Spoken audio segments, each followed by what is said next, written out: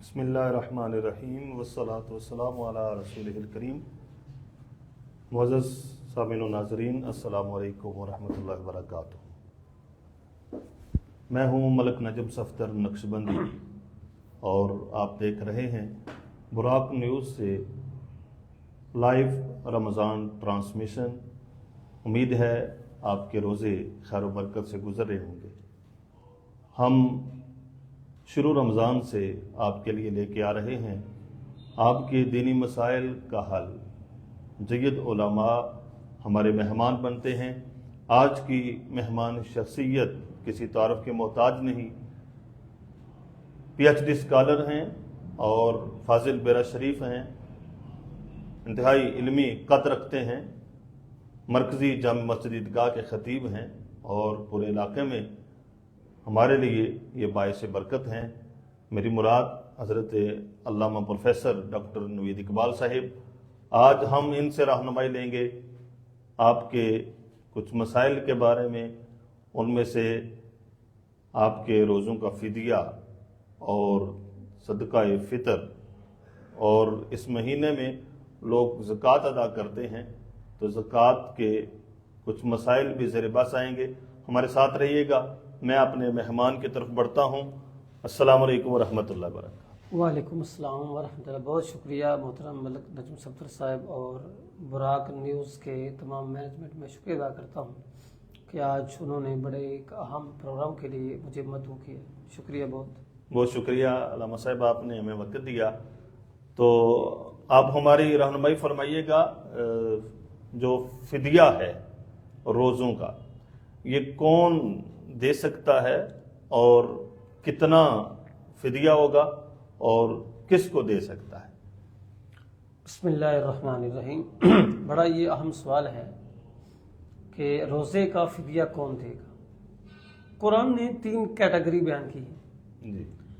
पहला ये है कि कुतिबा अलैकुमुस्सियाम, तुम पे रोज़े फ़र्ज़ है। अच्छा, दूसरी कैटेगरी क्या कहा? फमन कान मिनकुम मरीदन औ अला सफरिन फ़इद्दतुम मिन अय्यामिन उखर। जी। जो बंदा बीमार हो या मरीज हो तो वो दूसरे दिनों में जब बीमारी ख़त्म हो जाएगी तो उस रोज़े की कज़ा करे। आगे जाके कुरान ने तीसरी कैटेगरी इसी आयत के आगे अगले हिस्से में बयान की है कि वह अलल्लज़ीना युतीकूनहु फ़िद्यतुन ताअमु मिस्कीन। वो लोग जो रोज़ा रखने की ताकत ही नहीं रखते। इससे क्या मुराद है? इससे फुकहा ने 2 किस्म के लोग बना दिए हैं। एक वो लोग जिनकी बीमारी जो है वो आर्जी नहीं दायमी होती, हमेशा वो इस बीमारी में ऐसी में मुबतला होते हैं कि माहिर एक्सपर्ट डॉक्टर तबीब जो कि रोज़े की अहमियत को भी जानने वाला, सिर्फ सेकुलर ना हो, उसने कहा हो कि आपका मर्ज इस लेवल का है, आपकी शुगर इस तरह लेवल की है, आपका ब्लड प्रेशर इस लेवल का है, आपका हार्ट का मसला इस लेवल का, आप रोज़ा नहीं रख सकते, तो फिर वो फिदिया देंगे। एक सूरत। दूसरी सूरत ये बनती है कि जब कोई बूढ़ा हो जाए, जिसको आप समझते हैं कि फिक इस्लाम में शेख फानी कहते हैं, इतना बूढ़ा हो जाए, उस पर इतनी कमज़ोरी और नकाहत आ जाए कि वो रोज़ा रख ही ना सके, तो वो शख्स जो है फिदिया देगा। पहले ये बात क्लियर होगी कि फिदिया कौन देगा। अब फिदिया कितना है? तो फिदिया जो है वो कुरान ने कहा को कि तामो मिस्कीन, एक मिस्कीन का खाना 2 टाइम का, जिसके बारे में फुकहा ने यह आरा दी है हदीस की रोशनी में कि एक सदका फ़ितर की मकदार 1 रोज़े का फिदिया होगा। जी।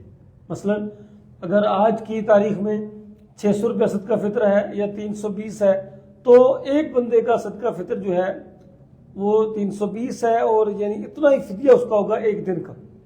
पूरे महीने अगर ज़ाहिर नहीं रख सकता तो पूरे महीने का हिसाब करके वो 320 के हिसाब से वो जमा करके वो फिदिया देगा। लामा साहब, अगर कोई मिस्कीन को खाना खिलाना चाहता है फिदिये के तौर पर, तो क्या वो सारे रोज़ों का खाना जो मिस्कीन को खिलाना चाहता है वो एक ही मिस्कीन को दे सकता है या अलग अलग मसाकीन को दे सकता है? और दोनों वक्त का खाना अगर आजकल के इस माहौल में तैयार किया जाए तो वो किस लेवल का हो कि वो उसका फिदिया बन सके? सबसे बेहतरीन तरीका तो यही है کہ وہ ایک مسکین کو جو واقعی مسکین ہو صبح اور شام روزہ اس کو افطار بھی کروائے اور سحر بھی کروائے. اور ظاہر ہے اگر آپ خرچے کی بات کریں گے متوسط بھی اعتبار سے کریں تو کم از کم 600-700 روپیہ تو ایک دن کا خرچہ آ جاتا ہے. اور ظاہر ہے اگر اس کا سٹیٹس دیکھا جائے بندے کا کہ جو بیمار ہے وہ کیسا ہے تو ظاہر ہے پھر اس کا سٹیٹس کے حساب سے وہ اس کا زیادہ خرچہ کرے. تو اس کو یہ گنجائش ہے ظاہر ہے کہ وہ اکٹھا صدقہ فطر کی مقدار میں اس کی رقم ہی دے سکتا ہے اور مسکین کو کھانا بھی کھلا سکتا ہے. علامہ صاحب اگر جو فدیہ دینے والا ہے جس پر فدیہ واجب ہوا ہے وہ خود اگر مسکین ہے تو پھر وہ کس کو فدیہ دے گا؟ وہ بے شک مسکین بھی ہے. یہ دراصل اس روزے کے عوض میں ہے جو وہ نہیں رکھ رہا. چاہے وہ مسکین ہو یا جہاں جو بھی اس کی اپنی صورتحال ہو وہ ہر صورت میں اس کا فدیہ دے گا. کیوں کہ یہ جو حقوق اللہ ہیں یہ اس کے ذمہ فرض ہوتے ہیں. آپ کو پتہ ہے کہ قضا ہوتی ہے اور قضا کے بعد اگر نہ ہو سکے تو پھر ہیلا اسقاط کا مسئلہ بھی آپ سمجھتے ہیں کہ مرنے کے بعد دیکھا جائے گا اس بندے نے کتنے روزے نہیں رکھے کتنی نمازیں نہیں پڑھی اس کے عوض میں اس کی طرف سے جو ہے صدقہ کیا جائے گا. تو یہ معافی نہیں ہے اس کی کسی بندے کو چاہے خود مسکین بھی ہو. علامہ صاحب یہ بتائیں کہ عید الفطر آ رہی ہے تو ہمیں صدقہ فطر پہلے ہی ادا کر لینا چاہیے یا پھر عید کے دن ادا کرنا چاہیے؟ اور صدقہ فطر بھی کس پر واجب ہے، اس کا نصاب کتنا ہے، اور اس دفعہ ماہ رمضان میں کتنا صدقہ فطر اپنی طرف سے ادا کیا جائے؟ یہ بڑا ایک اہم مسئلہ ہے آج کے دور میں کہ سب سے پہلے یہ ہے کہ صدقہ فطر یا فطرانہ وہ کتنا ہونا چاہیے. تو عام طور پہ آپ سنتے ہیں کہ 320 روپیہ. اصل بات یہ نہیں. اصل بات یہ آپ نے دیکھنا ہے کہ صدقہ فطر کی بیس اور بنیاد کس بات پہ. جی آپ کو پتہ ہے وہ احادیث کی بنیاد پہ. تو وہ احادیث کی روح سے جو جتنی بھی احادیثیں ہیں ان میں ہے کہ ایک سا جو کہ 4 کلو کے برابر ہوتا ہے 4 کلو جو دے یا 4 کلو کھجوریں دے یا 4 کلو کشمش دے. صرف گندم کے بارے میں جو حدیث ہے وہ ہے نصف سا 2 کلو اور اسی کو صرف احناف نے ہی اختیار کیا ہے. باقی تمام جو احباب ہیں وہ ایک سا کے قائل ہیں. وہ کہتے ہیں گندم بھی دینی تو 4 کلو کے حساب سے دیں گے صدقہ فطر. چلیں چونکہ ہمارا انفی اسکول آف تھاٹ ہے تو اس میں بھی کیا ہے، اس میں یہ ہے کہ صدقہ فطر جو کہ حدیث میں ہے یا ہوگا جو کے حساب سے یا ہوگا کھجور کے حساب سے یا ہوگا کشمش کے حساب سے اور یا ہوگا گندم کے حساب سے. تو گندم کے حساب سے علماء نے کہا ہے 320 ہے اس 2024 میں. اچھا اب گندم کا جو 320 ہے یہ کس کے لیے ہے؟ یہ اس بندے کے لیے ہے جس کی مالی حالت سب سے کمزور، جو متوسط ہو، جو اچھا ہو. اس پہ جو ہے وہ جو کے اعتبار سے 600 ہوگا صدقہ فطر ایک بندے کے لیے. اور جس کی مالی حالت جو صاحب ثروت ہے اس کے اوپر چلے جائیں تو تیسری کیٹیگری وہ ہے 1600 روپے. 3 کلو کھجور کی قیمت کر لیں 1600 اور اس سے بلکہ 24 پہ آج کا ریٹ اچھے ہو جائے اس میں دیکھا جائے گا کہ درمیانی ریٹ کیا ہے. تو 24 کم از کم 24 روپیہ بنتا ہے ایک بندے کا صدقہ فطر جو صاحب ثروت ہے. جو اس سے بھی صاحب ثروت ہے وہ کشمش کے حساب سے تقریباً 400 روپیہ بنتا ہے 4 کلو کی. تو یہ کیٹیگری ہونی چاہیے. جب اللہ نے ہمیں دینے میں فرق رکھا ہے تو ہمیں بھی اللہ کو دینے میں فرق رکھنا چاہیے. یہ تو نہ ہو کہ جو کروڑ پتی ہے وہ بھی 320 دے رہا ہو اور جو بیچارہ 1000 پتی ہے 320 دے رہا. اس لیے علماء کو چاہیے اس مسئلے کی کلیریفیکیشن کریں اور وضاحت سے لوگوں کو بتائیں کہ نفس مسئلہ کیا ہے اور اس کی بنیاد کیا ہے. اس لیے میں یہی سجیشن دوں گا تمام اپنے ناظرین کو کہ وہ اپنی مالی حالت کے اعتبار سے صدقہ فطر دیں. جس کی کمزور ہے وہ 320 کے حساب سے، جو اس کے اوپر ہے وہ 600 کے حساب سے اور جو اس سے اوپر ہے وہ 24 کے حساب سے اور جو اس سے اوپر ہے جو کروڑ پتی ہے جس کی پراپرٹی ہے جس کے پاس وہ 400 کے حساب سے جو ہے وہ دے گا صدقہ فطر. علامہ صاحب یہ بھی بتائیے گا کہ صدقہ فطر کس پر واجب ہوگا؟ ہاں۔ اس کا نصاب کیا ہوگا؟ ہاں، ہمارے ہاں جو اس کا نصاب میں مقرر کیا ہے علماء کرام کی طرف سے کہ کس پر صدقہ فطر ہے اور کس پہ نہیں ہے. احناف کے ہاں جو ہے یہ صدقہ فطر کے لیے وہ اتنا ہے اس بندے پہ ہوگا کہ جس کے پاس اتنا مال ہو جس پہ اس پہ زکوٰۃ جو ہے وہ لازم ہوتی ہے. جی وہ کتنی ہے؟ ہر سال یکم رمضان کو گورنمنٹ جو ہے وہ 52.5 تولے چاندی کی قیمت مقرر کرتی ہے نصاب. جی اس سال جو مقرر کیا گیا ہے 52.5 تولے چاندی کی وہ ہے 1,35,179 جو ہے وہ جو روپے ہیں وہ ایک بندے کا ہے صاحب نصاب ہونے کی وہ اس کا کیٹیگری بیان کر دی.